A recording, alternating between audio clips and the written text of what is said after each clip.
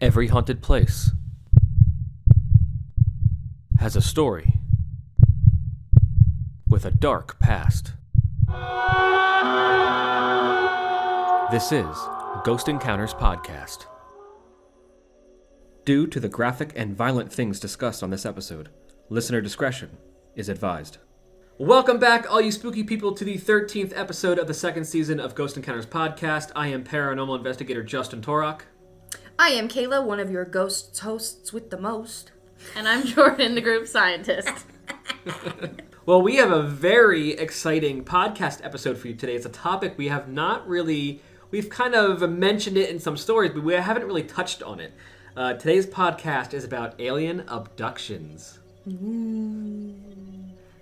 And Kayla, you were back with us. I'm back finally. Sorry, I had COVID. I could not attend last time. It's happened to a lot of people. I luckily have not gotten it yet. Oh, you better knock on something. I've had it 3 times. That was my second, yeah. I had it 3. I just had it the 3rd time. That is so awful. It was rough. I was down for like a week and a half. Yeah, it was like probably like 5-6 days. But then still, like, even afterwards, you feel so tired. Yes. You still have annoying coughs. Yep. Yeah.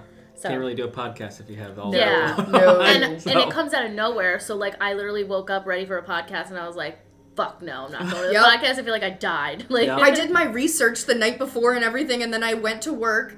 The office was like, you look really bad. And I was like, thank you for that. That's really nice of you. And they're like, no, like, we're going to take your temperature. And my temperature was almost 103. And they just about chased me out of the office. Yeah. I'm like, you need to go. So I went home and tested and said, oh, it's COVID. yeah, great. Jeez. Just what you want to find out, too. Yeah. Well, I feel like it's been light years since we've all been back together, but we are here back together. So let's get into some alien abductions. Yes, please. Let's do it. Humans are a naturally curious bunch, and when we look up to the stars, we can't help but to wonder who or what might be out there. According to modern legend, aliens come for us in the night.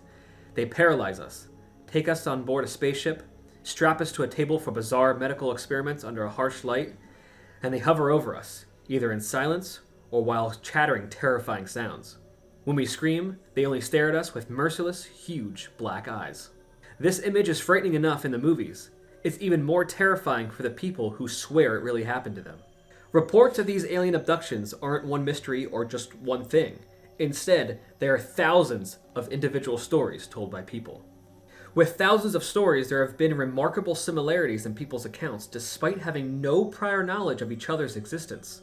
Some individuals who claim to have been abducted have been reported physical and psychological symptoms such as marks on their bodies, alien implants, missing time, and a profound change in mood and behavior. Despite there being widespread skepticism against these people who have encountered extraterrestrials, many people remain convinced that alien abductions are real and that they offer a glimpse into the mysteries of the universe. Jordan, what was the first alien abduction case that you looked at? So this one I heard about in multiple podcasts, and also they have a bunch of unsolved stories, or whatever the heck that's called, about Granger Taylor, the disappearance of Granger Taylor. Ooh. So he was a 32-year-old mechanical genius. Even though he never graduated high school, he actually dropped out in 8th grade. Okay. Oh, wow. He apparently had this insane, crazy ability to construct and repair a wide variety of machinery. Okay. He invested all of his time being a mechanic. Around the age of 13 to 14 years old, he was a mechanic's apprentice. Wow. And yeah, like, can you imagine you're just 13, just being able to, like, figure out how a car is broken and how to I wasn't even thinking of that it? kind of thing Exactly. at that age. I was I'm out riding playing my bike with bugs. I was and scared shit. to use the microwave. So eventually he went on to become an experienced mechanic in welding and also repairing, like, different vehicles, different machines and stuff like that. So people considered him brilliant since things that others deemed unfixable, he could fix it. So apparently this guy at 14 built a single-cylinder automobile that was even put on display at a local museum. That's Holy awesome. crap. Yeah. And he's from British Columbia. Okay. In Canada. I didn't mention that. So a couple of years later, after that, he rebuilt a bulldozer that even the most experienced mechanics gave up on. And at 20 years old, he found a beat-up machine that some people reported as, like, an old train in the middle of, like, the fucking woods. And he because they lived in the middle of nowhere Yeah. in British Columbia. So he found it in the middle of nowhere and made a way to get the train back to his family's farm. How? Yeah.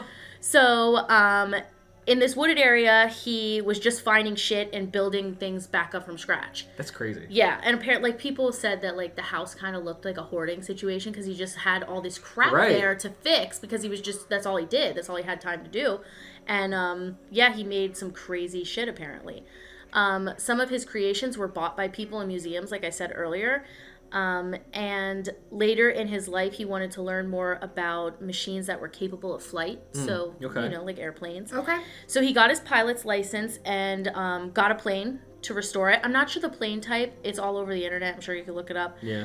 So it was later bought by somebody for something around like $20,000. Oh, wow. Yeah, somebody wanted this aircraft. So in the late 70s, he became obsessed with aliens and their aircrafts due to the sightings that were becoming more popular in their area. We'll get to that later. So he actually built his own damn UFO, No, come on. which you can find pictures online of. He built his own UFO Did craft. it work? Was it like a saucer type Yeah. situation? So because he was obsessed with like everything that he was hearing in the news and all that stuff, he built his own. It didn't fly. It basically was like a home.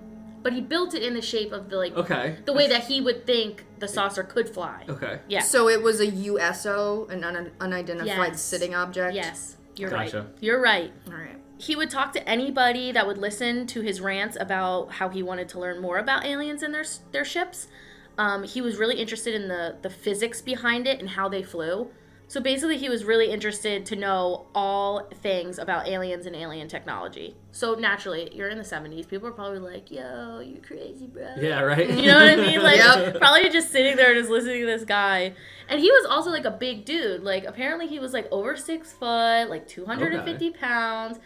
And, like, everybody referred to him as this, like, down-to-earth, really calm, super brilliant person. Okay. Yeah. So he didn't come off as, like, the deranged lunatic living Right, in the middle it's of the not woods. it's not the dude with the Yeah. The tinfoil hat, yeah. Right. Yeah, like It's- if you look up like direct quotes from their family and his friends, they would be like, no, he's not, he wasn't crazy. Right. You don't refer He to just him as had a- crazy until you hear him say like spaceman and spaceship and shit like that. Then you want to call him crazy. Yeah, but it as of right now, it just seems like more of a deep interest than Yeah, you know. yeah.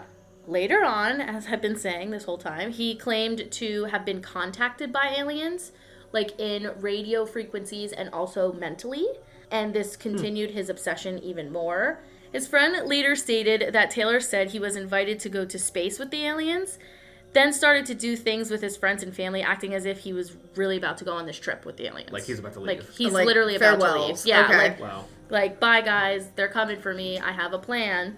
So Granger Taylor went missing not long after he built his life-size model of a UFO in the backyard of his family home. Okay. Yeah, so he still lived with his parents as Yeah. a 32-year-old. So how did which is his normal. parents Yeah. feel about the UFO in the backyard? I didn't really read much about it, but I'm assuming they just supported him because he Okay. was Yeah. making a good income because everything that he was building, Was being people sold. were buying Yeah. off of him. Then do your thing. So they said he got that $20,000 and he also had a couple thousand, like $10,000 in it. So he had like $30,000 saved away. Yeah. In the afternoon following his disappearance, his stepfather discovered a note tacked to his bedroom door, laying out all of the plans that Taylor had. On the back of the note was a hand-drawn map of Waterloo Mountain not far from the family's home. So here's the note. I have a direct quote. Took it from the internet. And he kind of couldn't spell very well. So, Interesting. Well, he did drop out of school. so he dropped out. Yeah. So, like, Yeah. you could tell, he, like, obviously, because, like, when he spells reoccurring, he puts it exactly how I have it in there instead of, like, recurring. Oh, So, like, he Oh, spells, okay. and some of his, like, sentence structure and stuff like that, you could tell he was just, like, blah, blah, blah, blah, blah, Yeah. blah, you know? So here's the quote. Dear Mother and Father, I have gone away to walk aboard an alien spaceship.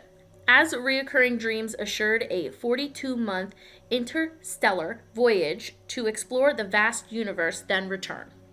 I am leaving behind all of my possessions to you, as I will no longer require the use of any. Please use the instructions in my will as a guide to help. he even had a will set up. Dang, he Yeah, was we're prepared. getting to that because Wow. he changed shit in the will. But we'll get to that because that's coming up in the next Like, couple. he really was planning for this. Yeah, That's he crazy. genuinely believed that these, if it did happen, we don't know, but he genuinely believed that these aliens were coming to pick his ass up. So he was never seen again after a stormy night on November 29th, 1980. So, like we said, Taylor left behind a will, but he took time to make 2 alterations. He took out the word funeral completely, because he knew he wasn't going to be there, and he also took out the word deceased, and it was replaced with the word departed. Interesting. All right. Yeah. So like I said, genuinely believed that he was getting taken by aliens. Most people think that he was just going to go kill himself because he was in the middle of the woods. Yeah. He could just walk out there and just die. You know what I mean? Yeah, So, unfortunately. but what really stood out to his family and friends was that he didn't say goodbye to his own mother, who was away in Hawaii. And that apparently wasn't like him at all. Okay. He just wouldn't So do he's something Big like Mama's that. boy. Yeah. All right. Yeah. But if his, Uber saucer is coming, he doesn't Yeah. have time. He doesn't have time. So, like No. I said, like it's just like he genuinely believes that he has to be in a certain place at a certain time for this pickup. Yeah. Anyway, people tried to look for him but couldn't find a single clue as to where he went. They couldn't even find the truck he drove that the people saw him leave in after eating at a diner the night of his disappearance. The family even had a reward for any info on him. Like if you could find the truck, if you could find clothing. Because apparently he left the diner without a jacket on. So everyone's like, where the fuck is jacket? And it was a stormy night. So he's going to be cold too? Yeah. Ugh. So, yeah, it was very bizarre. So his truck was later found on a random mountain near an area that he lived. It looked as if it was exploded. Like if it blew up. Holy crap. So it was covered with, like, obviously vegetation and everything like that. But they did notice that it literally looked like it blew up. Wow. And people reported hearing, like, a loud, like, explosion. But they kind of thought because of the storm, maybe it was a Maybe it sounded like transformer. thunder. Yeah. Something like, blown up. There were no bodily remains found near or in the truck either. Well, that's good, I guess. So while they were looking through, they didn't see anybody or anything. Not even, I think they did say that they found, like, clothing. Like, obviously from his truck, but they didn't find a body part or anything like that. This specific mountain area was connected to a series of UFO sightings. Like I said at the beginning, it was getting popular in the area that he was living in. Some so famous that you could look them up. There's one story about a nurse by the name of Doreen Kendall. She saw a UFO along with other staff members at a hospital that she was working at. And the aliens were inside hovering around the hospital. That's so weird. she could see and these other people could see in the craft and see that it was like shit. yeah, you can look that up. It's a big long story just as long as this one. And it's pretty freaking interesting that they could see the damn aliens. And all of them reported seeing the same thing. Yeah. But anyway, he was never found, and people thought he faked his own death, along other things like I said, having the mental issue and dying in the middle of the woods. He was shy and had the tendency to be socially awkward. Taylor could be classified as eccentric by some, but that didn't mean that he was unhappy. Like I said, all of these people said that he was like a really cool person, down to earth. He like had friends like in like older class and like a younger class. Like one of his 15-year-old friends that he was teaching how to, rebuild stuff was openly like, I genuinely think he was taken by aliens. Like, he was like, I trust him. If he's saying aliens are coming, I believe if they're going to pick somebody up, they're going to pick him up. Wow. Which is, his stepdad also said that too. Was just Dang. like, if somebody's So going they to find all were like, aliens, nope. he's going to find the aliens. Yes. Yeah. Interestingly, others say that he was kidnapped by the U.S. government to work in Area 51. I thought that was pretty funny because, really? We're going to go take him? I mean, that would suck. There's that Robert Lazar documentary on Netflix. If you've never seen it, I have never been more convinced that there's fucking aliens. Really? Like, he is, like, the biggest science geek on the planet, and he flat out was like, this is what happened. And then, like, 20 years later, you find out, oh, yeah, that actually was what was going on. Like, they had those hand scanners and blah, blah, blah, blah, blah. So if you have time to watch that documentary, watch it. What's it called? It's literally, like, Robert Lazar, like, blah, blah, blah, aliens. Something like that on Netflix. If you literally look up, like, Bob or Robert Lazar, you're going to find him. Okay. That's cool. Such I watched a really good one on the Skinwalker Ranch. Oh, yeah. That's a topic we're going to talk about upcoming. He never took anything with him, like we said before. Like, he left his money and all of his personal items with his family, which, if you're gonna, like, go, like, rogue and go live somewhere else or whatever. Something. Yeah. You would definitely, I would. Walk away with no money. I know, I Unless would you're going pocket the to 30 grand. live in space where they don't use money. Exactly. So could he really be with aliens? Could he have been taken? Even after the 42-month trip, like we talked about, like in his note, why did he never come back? Where is he? It's been decades since this, obviously. Like, we don't know if he's still alive. Yeah. We don't know if he's no out there in one's seen space. him. There's no record of him. wild. It is strange that he changed stuff in his will, but he said he was going to come back. Exactly. But and they this left. whole story is strange. It was sad. The family left, like his mom left the back door open, unlocked, for like months after his disappearance. Like they were so Just waiting for him to come back. Yeah, they were just waiting for him to come home. Aw, And that's they, sad. yeah, like he's pronounced dead now. Like after a couple years, like I think it was like it took 6 years for them to actually change like his death certificate and everything like that. Wow. And they changed his death to the day after he disappeared on November 29th. His death was November 30th. Yeah. So it's really sad that his family like never got any answers and everything like that. But he tried to tell him like if he really did go with the aliens. Yeah, I mean, You he did tell him if he really did. Yeah. Yeah, but that story was so cool to hear about, so I had to share it as That is I a very really cool liked story. that one. That was really interesting. That is really cool. Well, let's go back a decade and talk about Betty and Barney Hill. Is it chasing us? That was a thought that cursed through Betty and Barney Hill's minds. I don't like that is a thought going through their minds. Aliens fucking freak me out, yo. Like, just the thought of something that's not from this planet possibly being here and like wanting people to study or like if you really let your brain wander about aliens, it can get really fucking freaky. Yes, Oh yeah, absolutely. Definitely. But that was a thought that went through their minds as they drove down the empty, winding country road in New Hampshire's White Mountains. It was a September night in 1961. They hadn't seen a car for miles, and strange light in the sky seemed to be following them. When they finally got home to Portsmouth at dawn, they were far from relieved. They felt dirty. Their watches stopped working. Barney's shoes were strangely scuffed, and Betty's dress was ripped. There were 2 hours of the drive that neither of them could remember. What happened? I don't like that. I do not fucking like that. Not at all. Not at that all. makes me really Not at uncomfortable. all. There's a lot of UFO sighting stories and abduction stories where people have just lost hours of time. Yeah. And they just end up back somewhere and they have no idea how they got That's just there. crazy. Like, that just Weird. blows my mind. Yeah. The Hills weren't the first to spot a UFO or even report an abduction. But their story did capture the nation's imagination and was so widely publicized it had helped shape how we talk about aliens and encounters to this day. According to their subsequent reports, the couple had traveled to Zeta Reticuli, a star system 39 light years away from Earth. Betty was even inexplicably able to draw an accurate, detailed map of the sky as seen from that star. What the fuck? Oh my god. Weird. How the hell? The Hills road trip was a little spontaneous, but it was a well-earned break Barney decided the couple needed. As explained in The Interrupted Journey, a 1966 book they collaborated with author John G. Fuller, Barney worked a grueling night shift at the post office, driving 60 miles each way. Betty's job handling state child welfare cases was no easier. The little free time the couple had was devoted to their church and activities related to the civil rights movement. They were very, nice, cool, down-to-earth people who Seems were like it. activists and wanted everyone to live a better life. I feel like these aliens are going after a select group of people that are down to earth, cool Joneses. The, you know? down, like it. the down-to-earth are no longer on Earth. Yeah, they're just like, we want them. We don't want any of those crazies out there. Literally, God yes. knows what. We want these people that have their shit together. They just seem cool. Yeah. After 16 months of marriage, Betty and Barney saw this trip through Montreal and Niagara Falls as their delayed honeymoon. On the last night of their makeshift honeymoon, the two found themselves in a Vermont diner, ready to make the last dash home to Portsmouth, New Hampshire. The tired couple sipped coffee and left the diner around 10 p.m., estimating they could reach their red-framed house in Portsmouth, New Hampshire between 2 a.m. and 3 a.m. at the latest.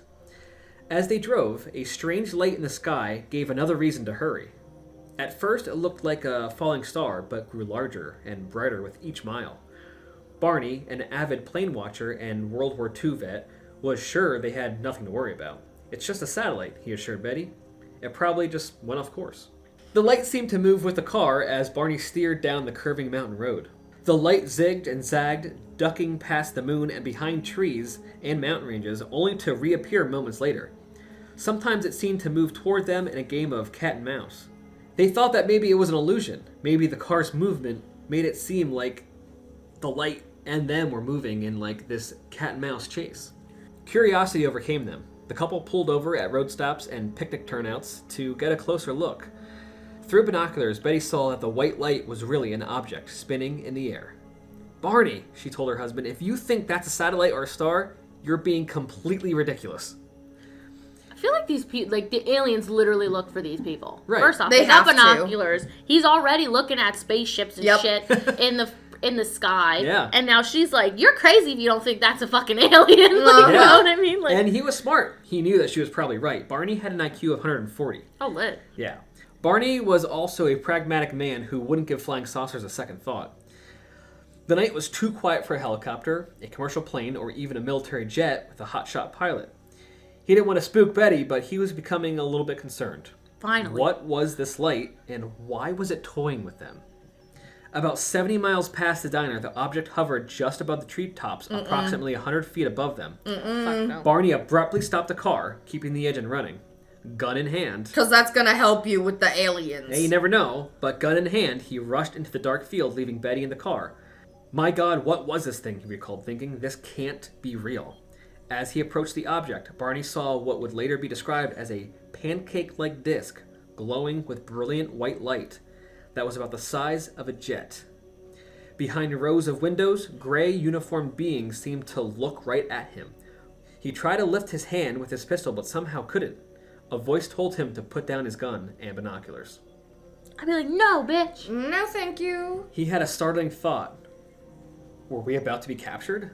Yelling hysterically, he ran back to the car and barreled down the road as Betty, tracked the craft, craning her head outside to see, like, where is this I thing? can just imagine. Yes. And without explanation, loud rhythmic beeps sounded from the car's trunk, and the couple felt instantly drowsy and lost consciousness. Oh my God. And that's when they came to about 2 hours later and 35 miles down the road. While still driving? They just, yeah. Oh my fucking God. I hate it. The couple pulled into their driveway around dawn, unable to recall what had happened. 2 hours of their memory have seemed to be wiped from their minds. Betty was absolutely convinced that they encountered a UFO and later reported the sighting to the Air Force. How could you not? Like, Right? how, you know what I mean?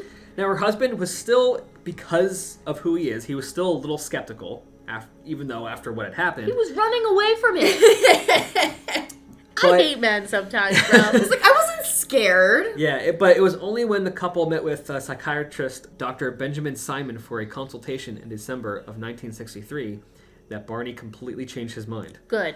Dr. Simon found both to be suffering from crippling anxiety. Betty in particular manifested hers, quote-unquote, in the form of repetitive, nightmarish dreams. Dr. Simon then put them under hypnosis, which reportedly yielded highly ominous memories.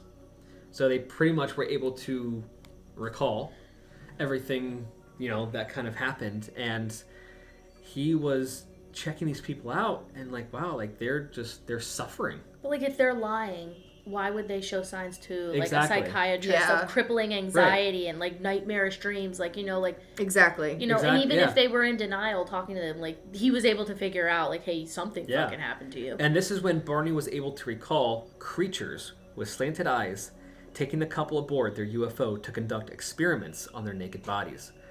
Barney claimed that the beings took samples of hair, skin, and nail clippings, and 6-inch long needles were inserted into Betty's stomach. Why does it have to be the female that gets the needles? Because they're the ones that bear children. Oh. Betty told Dr. Simon that she later asked a being they knew to be their leader where they were. It jokingly replied, "If you don't know where you are, then there wouldn't be any point in telling you where I am." Sounds like a sassy ass fucking alien. Yeah. Cryptic and sassy. I'll be like, let me out these things. I want to smack the shit out of you. And that's when Betty drew the star map of the sky as seen from that planet orbiting Zeta Reticuli. The accuracy of the map was absolutely startling, considering it's, like I said, located about 39 light years away from Earth. That's insane. This recreation of the stars surrounding the actual star system remains one of the most fascinating aspects of UFO stories ever reported. The Hill's account eventually prompted the Air Force to initiate Project Blue Book, I which heard about this. investigates domestic UFO sightings. I heard about really? that. Yep. Holy They're the crap, ones- I didn't know that. That's in that documentary. They talk about all those alien things. Yeah, so Wow. their abduction, their encounter, sparked the Air Force to launch Project Blue Book. That's insane. Crazy, right? That is insane. That was a badass story. That's cool. That's really good. Well, we're going to soar our way through a short break. Don't worry, it won't be light years, and we'll be right back.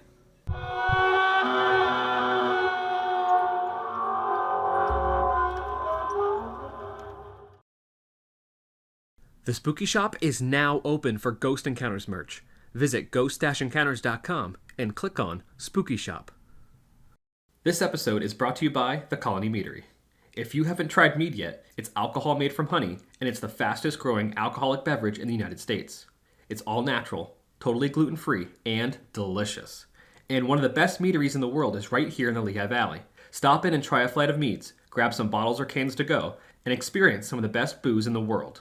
They've got flavors ranging from tart and quaffable lemon laws and Wu-Tang Cran to cinnamon vanilla series of tubes and even the sweet heat of their mango habanero. Learn more at either location or at colonymeadery.com.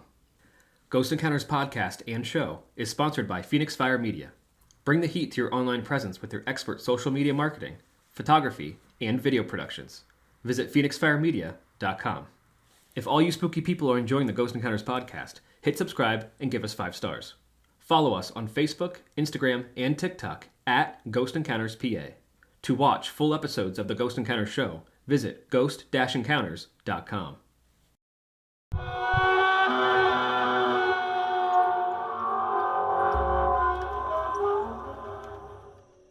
And we are back. Don't worry, we did not leave Earth, but we are back with more UFO abduction stories. Kayla, what story did you look up? So I have this really awesome story about a woman named Amy Rylance, which takes place over in Australia. Oh, so we're going overseas now. Down under, mate. Ozzy, Ozzy, Ozzy. Please don't sue me for that accent. That goes to all of Australia. Do we have Australia? All of Australia, please don't We sue do. me for We do? that accent. That's awesome. All right, so this story starts on October 4th, 2001. It's a pretty relaxing evening for Amy and Keith Rylance. They are a married couple. They were hanging out with their friend Petra in this rural town in Australia. I will be honest, I'm not even going to try to say the names of where this took place because That's completely fine. I spend a lot of time Googling it and it's just not going to happen. But it was like this cute little vineyard, little like spot of land that they had this caravan house on. Okay. So they were hanging out, having a good time with their friend Petra. Pretty quiet, just watching TV, chatting, and around 9:30 at night, Keith decided that he was going to head to bed. So they were all sitting in the living room. Keith went back down the hallway into the bedroom and closed the door, but not all the way. It was still open, just like a little crack. Mm-hmm. Petra then also decided that it was about time for her to go to bed as well. So she went down the hallway and her room was off to the side a little bit more. And she also left her door open, just a little crack. And Amy decided that she was not quite ready for bed, so she was going to stay up and watch TV for a little.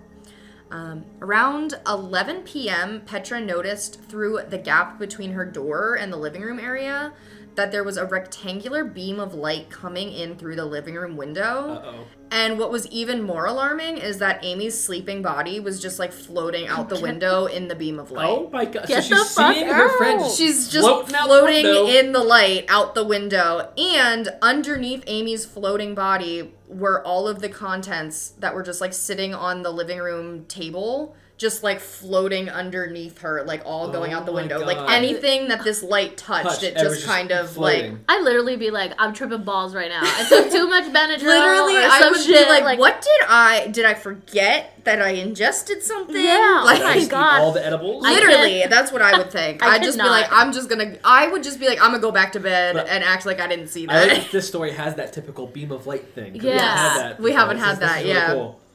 So it has the beam of light. Everything's floating out the window. Petra's just like petrified, if you will. Pun intended.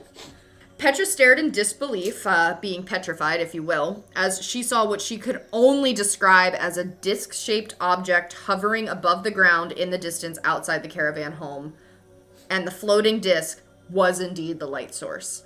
So Wow. there was just something out in the distance, out the window, floating with a rectangular beam of light, Shooting into this shooting house in and- and floating shit out the window. Wow. Petra quickly passed out after she saw this, like unconscious, hit the ground for what she believes only to be a couple of seconds. After that, she came to and she started screaming for Keith, who came running out of his bedroom. Like I said, his door was cracked open a little, so it was pretty easy for him to kind of like come out. And typical man, he didn't notice the light coming in through Of the course cracked door. not. Sorry, not. Keith. So he came running, and when Keith made it out of the bedroom and into the living room area, he saw Petra just hysterical on the floor, and all of the contents from the living room table were just like strewn all over the floor by Yeah. the window. Upon a closer look, Keith also noticed that the screen of the window was just like completely slashed open at like the wow. bottom Oh, of no. it. Like 2 just vertical slashes at Huh. the bottom of the They screen. literally took her ass. Yeah. They claimed her. And I feel like all the contents are like piled up by this freaking window. Yeah, it's all just crazy. sitting on the floor by the window, and there's like a hole in it where it was cut open. That's That's crazy. insane. So he went outside immediately and was like, well, I need to go find my wife, which, like, good move on you, Keith, because I know a lot of people that would have been like, not my problem, and barricaded themselves in the bedroom. Jeez. I Me must being one of live. them. And he came back in shortly to Petra, who had calmed down a little bit at this point. Still no sign of Amy. When Petra explained to Keith what she had seen, Keith was like, there's no way that's what you saw. Like, I'm sorry, but there's just absolutely no way that a beam of light floated my wife's ass out of this house. Right, I mean, like, where obviously, is she? First case is denial on that. Exactly. And especially because they're sleeping, so like when you wake up, you're Yeah. like, well, you probably were still dreaming Right, or whatever. right, You right. saw Probably like heard something. commotion and Yeah, you were Exactly. screaming. Yeah. Keep in mind, this is like a rural area, vineyard, so it's just like crops. Yeah, open country. Yeah, it's not. Yeah. There's not a lot happening. So Keith went outside, and there's like no sign of anyone. So where the hell is she? Right, If no someone had footprints, no tire shown tracks, up like- to Yeah. take her, there would be tire tracks, foot tracks. Like, she would have taken something if she was just gonna up and run away. Right. Nothing was missing. Also, probably was screaming if she Yes. like if Yeah. like somebody came in to take Exactly. her. Right. No Versus one with the heard whole anything. alien thing, Being they, like, asked they, like, out. knock you Yeah. out. Yep. Yeah. So once he kind of fought with Petra and was like, I don't know what to tell you, there's no way that's what happened, he did decide to call the police. Smart. Because he was like, well, there's no explanation. We gotta Yeah. alert the authorities at this point. Yeah. Police were called just before midnight, and they automatically assumed there was foul play to be involved, which typically, if you have a husband and the female friend and the wife just Yeah. randomly went missing, I mean, Yeah. come on. Yeah, we've seen enough Come true on. crime stories Yeah, to exactly. think. Well, Yeah. I know what they're thinking. So Yeah. the police were automatically like, oh yeah, your wife just went missing and this other woman's just sleeping in that. Okay, right. But Keith and Amy were like, well, what if we told you she was abducted by aliens? At this point, Keith is like, I don't have any other explanation, so I'm Right. just going to go with whatever Petra Right. has to say. And he's like, well, here it is. And he puts it all out there, what they found. Police are a little skeptical, but they're searching the area around. They're like, all right, whatever. And while the police are searching the house, Keith receives a phone call from an unknown woman stating that she had just picked up a very distressed female from a gas station and took her to the hospital. However, this woman indicated that when she picked up this woman, who we now know as Amy, she was over 500 miles away. No. What the fuck? That's like an airplane. Like you Yeah, have to how'd get in an airplane to go pick her ass How up. did you travel that far in a day? For reference, she was nearly an 8-hour drive if you're going like 60 miles per hour. And not stopping. And not stopping from the place that she was just seen at 9:30 p.m. Wow. That's insane. She got in a What freaking the spacecraft. fuck? She was in a craft. Yeah. So, when police spoke with Amy, the last thing she could recall at the home was being on her sofa. Yeah. She said, I don't know, I was just watching TV. And then I remembered sitting on some kind of like bench or bed-like thing in an empty white room where a man roughly 6 feet tall appeared in a full-body suit of some type, all black, wearing a black face covering with 2 holes cut out for where the being's eyes would have been, the nose and the mouth would be. The figure spoke to her calmly, telling her they could not drop her where they picked her up from as the lights weren't right. I personally think that means they saw that the cops were there and there were too many cop car lights. Oh, I didn't even. I It wouldn't wasn't have dark. thought Lights that. weren't Okay. right. I Yeah. think there was too much light and they knew that they couldn't just drop her. interesting. Yeah. So, he said, no, the lights weren't right, but we are going to drop you off somewhere nearby. She remembers getting very tired after hearing this, and the next thing she knew, she was awake on the ground around a whole bunch of branches, like in the middle of the woods. Wow. She got up and started walking, finally saw a highway, started walking down the highway into the gas station where this woman ended up calling her husband.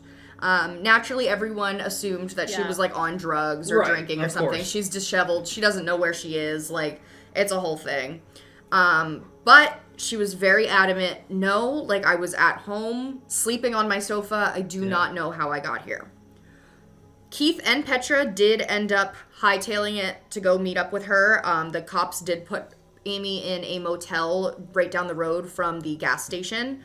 So once Keith and Petra traveled there, they got there the next afternoon. They were talking to her, and they started telling Amy about what Petra saw. Yeah.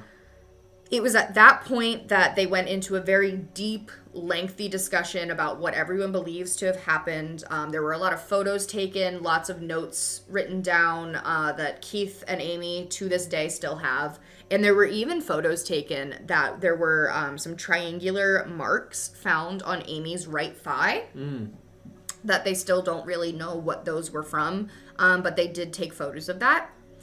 Amy also did state that she felt like she had been wherever she was for a much longer period of time than she actually would have been gone in our time, as she did have colored hair and her roots had started to grow out by the time that she had come back from wherever she was. Yeah, I did read that. Yeah, and she even started like growing like stubble on her legs that were previously shaven. So that's it like was days just, have passed, yeah. not like hours. No, it wasn't like, oh, I thought I was gone for 2 hours and I was gone for 10. Like her hair was Days. growing. Yeah. Yeah. So she really was pretty uncomfortable with that, and they did take photos of that. So the fact that happened makes me very That's uncomfortable. weird. Like, Like, that's unexplainable. that's the thing. It's like, I've been coloring my hair since 3rd grade, and there's like, you know how fast your hair grows out. Yeah. Like, you know when it's time to do your roots again, and for your roots to just randomly grow out, like, I don't know how much, but even just noticeable growth in a day is wild. Yeah. So Keith and Amy did reach out to a scientist who specializes in research on solid light sightings from UFOs. So basically what they were describing coming through the window, Right, that yeah. solid white beam. There are investigators who specialize in just those kinds of sightings. And the man that they called, his name was Bill Chalker. And when Bill and the researcher Diane Harrison came to the location of the abduction, Keith and Amy became unresponsive. They stopped returning phone calls. No text messages were being answered.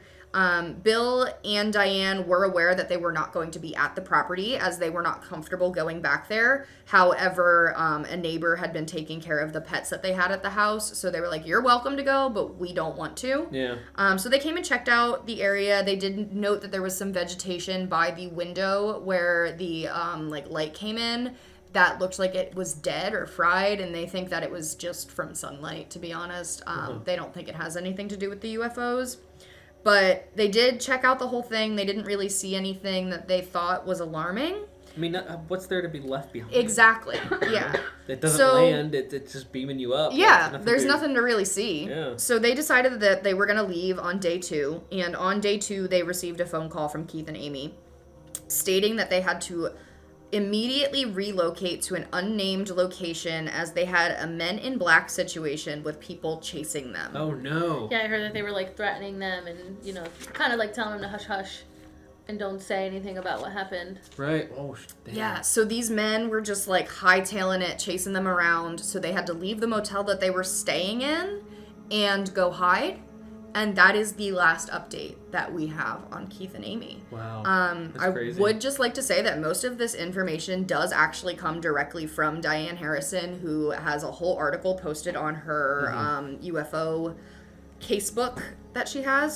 So if you are interested in that, highly suggest reading. She's got a lot more details in there.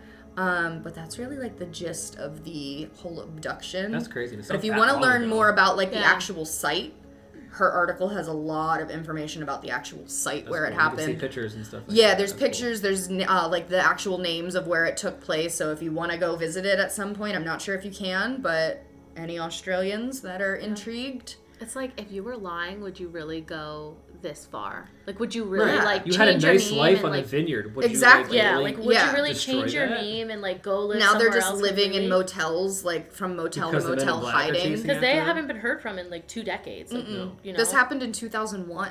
Yeah. And So- Diane They could still be to dead. this day Yeah. They could be dead says for all we know. Yeah. exactly. Diane still to this day says that this case is far from being closed, Well, yeah. but there hasn't been any updates. I love hearing about the Men That's in Black crazy. stuff. It's wild. Like, people were, like, coming after us. It's crazy. It's Mm-hmm. wild. So both my story and Kayla's story happened on a stormy night. Like, maybe because of, like, flashes from, like, lightning or something. They could, like... Disguise themselves. Yeah, and, like, or, sounds and rain and all that or stuff. maybe whatever is powering their aircraft causes electrical disturbances. Yeah, and, I never thought you know, of it things until... like that. I never thought about that until I read mine and hers. Because I actually was looking into hers. But yeah, it's really interesting and really cool. The next one I'm going to talk about is Travis Walton. And this story actually inspired the movie entitled A Fire in the Sky. I never saw that movie. Very interesting. Okay. We should watch it. Okay, yes, we should. Travis Walton disappeared for 5 days after witnessing a strange light while on a logging job with 6 other men.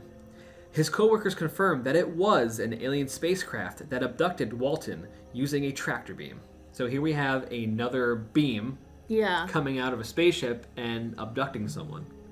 Walton returned with no memory of the time he was gone and revealed that he was held on the ship, interrogated, and experimented on by 3 bald beings with large eyes. His story was so captivating that it was later used for the film A Fire in the Sky in 1993. November 5th, 1975 was an ordinary day for 22-year-old Travis Walton until that evening changed his life forever. After a long day at work in the Apache Sitgreaves National Forest, Travis and his logging crew of 6 were driving home when they saw a bright glow through the trees. As they got closer driving down the dirt road, they realized the light was coming from a structured craft. Overcoming with curiosity, here we go, another person curious, Yeah. Travis jumped out of the truck before it even stopped and began approaching the craft. In a matter of seconds, he was hit by a bluish-green beam of light coming from the bottom of the craft and sent flying several feet away. The beam was so intense that it lit up the entire forest brighter than daylight. The witnesses described the beam as similar to lightning or a blue flame. Travis did not even see the beam himself. In a panic, the crew boss and driver of the truck, Mike Rogers, fled the scene as quickly as possible. They left him there? Yep. Oh They were my like, fuck this, we're out. We were just talking about that in the other story. Minutes later, the crew decided to return to the site to help Travis if they could. To everyone's surprise, Travis was gone. The crew looked for a while but could not find him, and with no hope or earthly explanation, the crew drove into town and contacted the local sheriff. They explained what they had witnessed as best as they could and told authorities that a flying saucer had taken their friend Travis Walton. In an effort to prove them wrong, the sheriff conducted a thorough search in the area along with Mike Rogers, but did not find any clues as to where Travis could be. Basically, the sheriff was like, dude, you guys are lying. Yeah. Go ahead, show me. Let's go look to see Yeah, what happened. But like definitely. as we said, if a flying saucer is going to take you, there's not any evidence to be seen anyway. Yeah, it's So, like, what do literally you- flying above Exactly. the ground. Like, there's no tracks or anything. Yeah. In the days Walton went missing, all 6 of his coworkers were accused of murder. With no other explanation, Mike Rogers and the rest of the crew stuck to their story. Well, I mean, if it's the true story, I would stick to it anyway. You know what I Right. mean? Like, you're just telling what you know. As far as they were concerned, they witnessed a UFO shoot a beam at Travis and knock him to the ground before he suddenly vanished. Authorities utilized scent dogs and helicopters to scour the area for 5 days without any luck. Just when it seemed like the search was hopeless, just after midnight on Monday, November 10th, 1975, Travis was found lying by the side of a road. So just like the other chick, Yeah. who was just dropped off in a random area, so was he. He was kind of just plopped somewhere. He was miles from where he was taken, and he recalled waking up to a metallic, mirror-like craft departing overhead.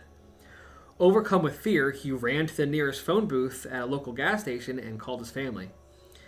He was met with shock and disbelief when his family informed him that he had been missing for 5 days. Travis was immediately taken to a hospital and found that he was dehydrated and noticed a puncture wound on his right arm.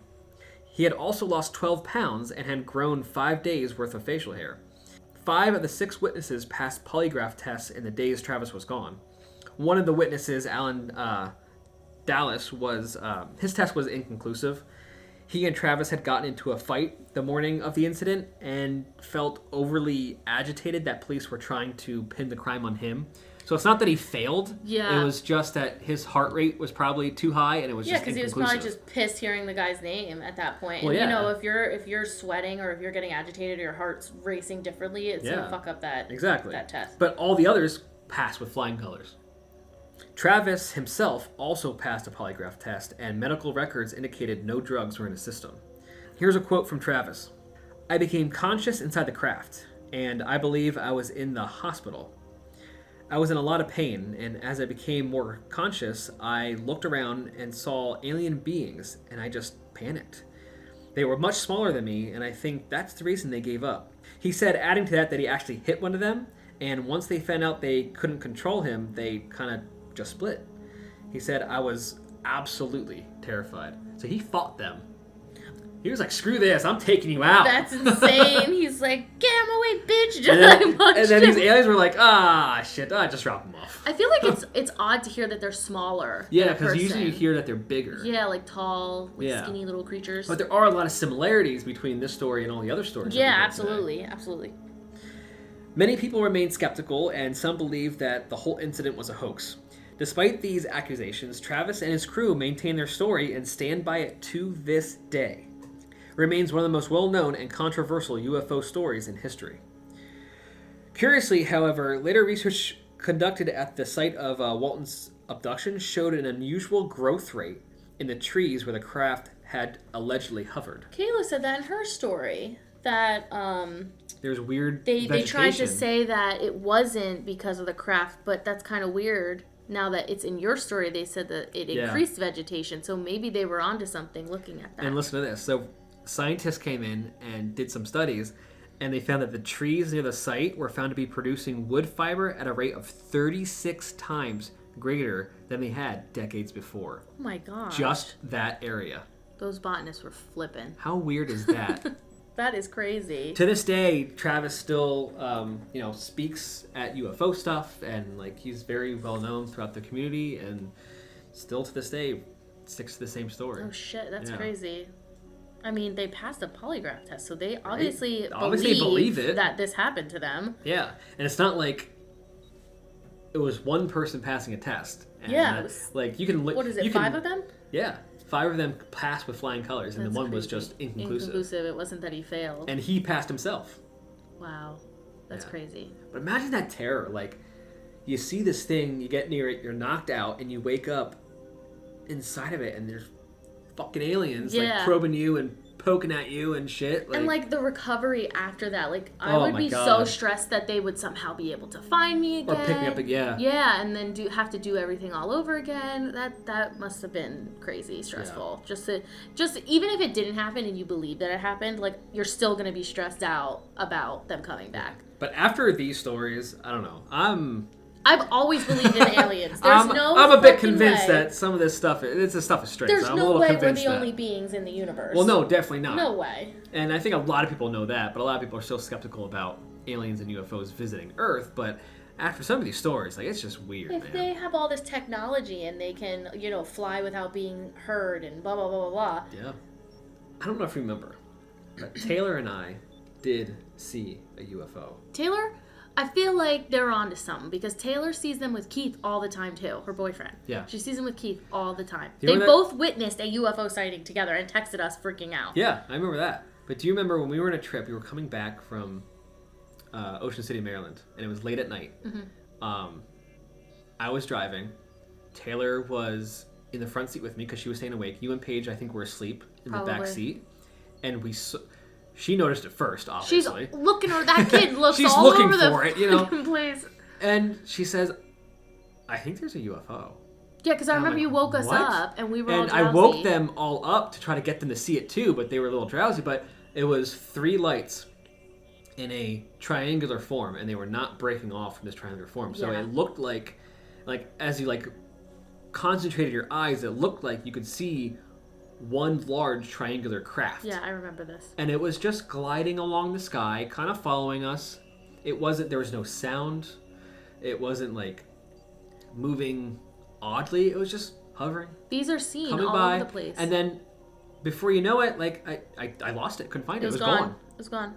And Those it wasn't are that far away. Those are on, like, if you go on YouTube and you look up, like, 3 triangular lights, UFO, it's the same thing that you saw, yeah. Exactly how I could describe it is what you would see on those things, because it's exactly how it was. Yeah. And it was just, boom, gone. And it wasn't that far away. Like it was noticeably, like, I don't know, maybe 100 feet above the tree line. Yeah. It wasn't that far, and all of a sudden it was gone. Yeah, that's crazy. Yeah, it was nuts. What an intense experience. Well, if any of you out there listening have witnessed UFOs, please write to us and send us your story. I would love to know if any of you have seen a UFO, or if you have been abducted by aliens. Yeah, I would love to hear that too. You know? I'm sure that will be crazy. Well, going past the aliens a little bit, we are on to the part of the podcast for the spooky fan story. Spooky fan story. I see in your notes that we have Daisy Part 2. I am so excited because I enjoyed Daisy's Part 1. So I'm really excited to hear this. Jordan, when you are ready, take away our spooky fan story from Daisy. Yeah, so since I was out the last podcast, I didn't get to share Daisy's story. So she gave me another little part to her crazy-ass paranormal life. And she gave us a little title. Quote, "When I Moved to Bethlehem." I love how she always adds them. So here we go. When I first moved here, we moved into an older house that an elderly woman sold us. It was this house that we experienced weird stuff. My sister and I lived in the attic. We found a door of sorts on the wall that once pushed aside led to a small hole. Inside was empty, just debris, but we didn't notice it right away. When my dad noticed it, he sealed the hole and made it into a single wall. So I'm assuming that he just spackled and covered it. Yeah. But while we were in the attic, we would hear footsteps as if somebody was either walking or climbing the stairs, which always happens a lot at night. My sister would wake up with bruises and experience scratches and always felt a presence on top of her. Oh my god. That's freaking creepy. Holy shit. At first, I didn't get anything on my body until later I woke up with a bruise. I also felt somebody pull on my leg too. Wow. After all these weird experiences, we did get the house blessed twice, but it really didn't do much. We recently got the house blessed again because we kept hearing voices in the house, but they sounded like our own names. That's not good. For example, I was in my brother's room, and I swear I heard my own name, but it didn't sound like my siblings. I yelled for them to answer again, but there was only silence. I stayed in that room until my brother came home, just to find out that I was all alone in the house, not knowing everybody went out. Oh my god, imagine that. That's freaky as hell. Right? My brother heard his own name said too at night when he slept in the living room. And he said it sounded like it came from the corner of the room. That would scare the shit out of me. Like if I'm in the dark, like dozing off on the couch and somebody's just like, Jordan. Yeah, in the I would be like, oh shut my, the fuck yeah. up. I would literally lose my mind. This part of her story is really interesting. So she says, there was this one time I saw something down the street of my house. It looked like a white figure, sort of human-shaped. This was at night when I was outside playing around with my siblings. The shape appeared in the middle of the street, and the minute I saw it, I ran to my brother freaking out, which is exactly what I would do. We took a walk around and didn't see anything. No one else saw the figure afterwards, and I never saw it again. But thanks for letting me share my stories. Stay spooky. Oh, I love her ending. Cute. That's weird. Like, I am so sorry you have to deal with a presence that is causing bruises and scratches. That's awful to have to live with. And the sheer, like, terror of hearing your name being called. Yeah, that would freak me out. From another room or because it's like they almost know you personally now. Yeah. And I'm sure they do. You hear the name of the person, like, when you're living in your house. And then to see this white humanoid figure. And like she's the only one that saw it. Like, is that the spirit that's in the house? But it's actually not in the house. It's like attracted to her? Like, Who knows? is she the one that has some sort of like attachment and it's following her around?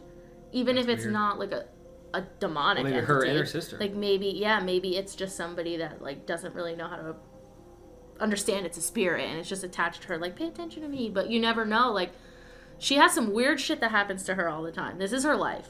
Like, we just got two big stories from her. Well, if you and your family are up for it, we can do an investigation and do a full episode of Ghost Encounters at your house. Oh my gosh. I hope she listens Just putting it and out talks to me about this. I hope she is like, heck yeah, let's do this. That would be awesome. Daisy, thank you again for sharing that story. That was might be my favorite spooky fan story so far. Yeah, They've all been really good. Yeah. But this one is... Hearing your own really name cool. really lingers with you. So that's really creepy. And thank you, Daisy. We really appreciate it. And I hope that everybody sends in more fan stories. Because I want to hear everything. Yes, I want more spooky fan stories. Don't forget to send your spooky fan stories to GhostEncountersStories@gmail.com. You can message us on social, whatever you want. We can make it anonymous. But please, if you have ever encountered a spirit, paranormal phenomena, aliens, whatever it may be, send in your stories. Anything freaky. We'll literally read any story that has to do with something crazy that happened to you. Exactly. And thank you all so much for listening. Don't forget to give us 5 stars wherever you are listening at. Unfortunately, it is time for us to depart. Oh, I don't want to I do want to depart. But I mean, I don't want to leave this podcast. Well, that's all the time we have for today. Stay spooky. Keep an eye in the sky. I hope the aliens fucking take me.